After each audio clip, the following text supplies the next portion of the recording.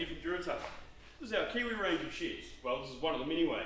Keith's come down, we worked it together before I can even come and give him a hand. Have a look at the video. If you've got one yourself, we'll show you how to put it together. Dead easy, especially when I'm not involved. Crack on. Right, so we've pulled apart the crate to see what we're dealing with. And this Mark II has been customised with a clear roof panel, louver window, fixed window, workbench, toolboard, security door and a floor kit. So there's a fair bit for Keith to do. First of all, you want to grab the instruction manual, and on the first page you'll find a few important things to check before you start. Ideally, for your assembly session you want a nice flat area with a bit of space, someone to help out, and of course favourable weather. You'll also need the appropriate safety gear and the tools required to get the job done. Some other handy tools are vice grips and a level or straight edge. Turn the page and you'll find the parts list. It pays to check they're all in good shape and that nothing is missing. Now there's more than one way to build a shed, so Keith's method of construction may differ from the manual. So at each step, please proceed with whichever method you feel most comfortable and confident with. Right, time to construct the timber frame. And Keith starts with the back wall, so grab the green bottom plate, red top plate, yellow studs and unmarked central nogs. If you're working on a soft surface, it pays to put down a couple of boards to give you something solid to work on. Then go ahead and nail the top and bottom plates to the studs using two 75mm nails in each corner. Make sure they're flush and facing the correct way. Use a nog to position the centre stud, then nail it to the plates at both ends. Then measure 883mm from the top plate and attach the central nogs. That's the back wall done. The front wall is much the same, but the central stud is replaced by a stud on each side of the door. Position these using the central nogs as before. Now you need to join the wall frames together, so leaving your front wall on the ground, grab the shorter green and red plates and attach them to the front wall, red to red and green to green. Then carefully lift the back wall onto the frame and nail it off. Gently roll the frame over and attach the side wall central nogs. To make this easier, knock the nails in until they're just poking through. This will hold the ends in place while you nail them off. That's your frame complete. If you have a timber floor kit, now's a good time to put in the joists. Place these evenly in the frame and nail off. Same if you have a toolboard. It pays to attach the bottom support now. Now to get onto the steel cladding. And while you can just nail up each sheet as you go, Keith starts by pre-drilling all the wall sheets. So lay the sheets on a couple of pieces of scrap timber and about 10mm from top and bottom, drill into the pan adjacent to the ribs. If you ordered your Kiwi shed with a raised base plate, drill the bottom holes 30mm from the edge to account for the overhang. Then drill the angled top gable wall sheets using one of the sheets you just drilled as a template. Make sure you get rid of any swarf. Choose a wall to start on and tack up the sheets as per the instructions, lining up the top of the sheets with the top of the timber plate. As you work your way along, rivet the sheets together at top and bottom. Vice grips come in handy for this. Once the wall sheets are up, check they're all aligned and fitting correctly, then go ahead and nail them off top and bottom. If you're finding it difficult to hold the sheets up, tack in a nail for the sheet to rest on, then remove it once you're done. Repeat on the other walls, then attach the corner flashings and door jambs, and that's the wall cladding complete. Keith will now construct the window frames and add them and the fascias to the shed, as well as assembling and putting up the roof beam.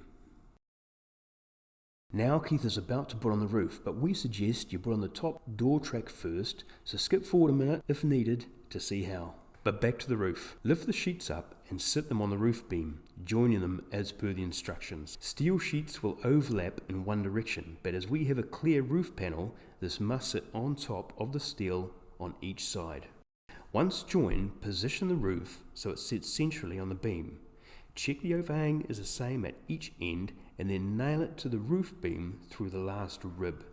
Then into the front and rear top plates, making sure the ribs on the wall and roof line up. Repeat at the other end, pulling the steel tight to make sure there's no gaps. Check the front and back top plates are straight, then measure and mark the steel above them and attach with a 50mm roofing screw through each rib. With your clear roof panel, you receive a ridge flashing. Fold out the soft edge and place it on the ridge so it is centered over the panel. Drill and attach using 50mm roofing screws, then mould the soft edge to the ribs to ensure a waterproof seal. Door track time. Position it 7mm below the top of the top plate and 20mm in from the corner of the shed. Mark where the ribs are, then remove and pre-drill on the ground. You want 5 holes, 1 in the centre, 1 at each end and 1 in between on each side. Remember to clear out any swarf.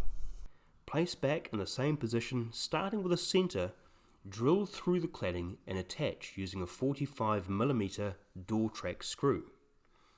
Then slide on your door and adjust until it's level and parallel with the shed. Then drill and rivet the ends to shore it up. Remove the door if needed and drill and screw the rest of the mounting screws. Now it's important these go in straight as protruding screw heads combine with the rollers. And of course remember to clear out any swarf. Now place the door stops. Drill a hole through the track and cladding 45mm from the corner of the shed and screw in your doorstop. Then at the door jamb end, drill a hole 45mm from the outside corner of the door jamb for a standard door or 60mm for a security door, and then screw in your doorstop. Again, make sure you clear out any swarf. Running your finger along the track or the rag does the trick, but it might even pay to take the door off and give the rollers a good clean as well. Moving to the bottom of the door, slide the door guide over the guide brackets. Position it 20mm from the corner of the shed and then lift it up 3mm. Drill and screw to attach it. Repeat at the other end, in the centre and in between. Give it a test, and if done right, the door should roll smoothly and silently. As this is a security door, there's a couple of brackets to attach. Place these so they are in the centre of the backing plate, far enough out to catch the latch, but not so far as to rub on the plate. There's also a bracket that should catch the latch hook. On the home straight now, jump up on your ladder and attach the roof flashing in the centre, the corners and halfway up the gable, on both top and sides. As we have a window in one end, you need to mark and cut the over panel to size and fit it before putting on the flashing. A couple of nails into the ridge beam helps stop it from flexing when riveting onto the flashing. You can then attach the front and rear spouting, then mark the position of the central nog in each pan adjacent to the rib and nail them off. Workbench, toolboard, window panes and floor to go. Nail in your workbench legs, making sure they're square. Then start laying down your floorboards, notching out any that have a stud to go around. And depending on the model, you might need to rip down the last board. Mark where the joists are, then nail them down with 50mm nails, 2 per board in each joist. Now attach the workbench support. Notch out any studs that need to protrude through the workbench, then go ahead and screw the workbench and toolboard in place.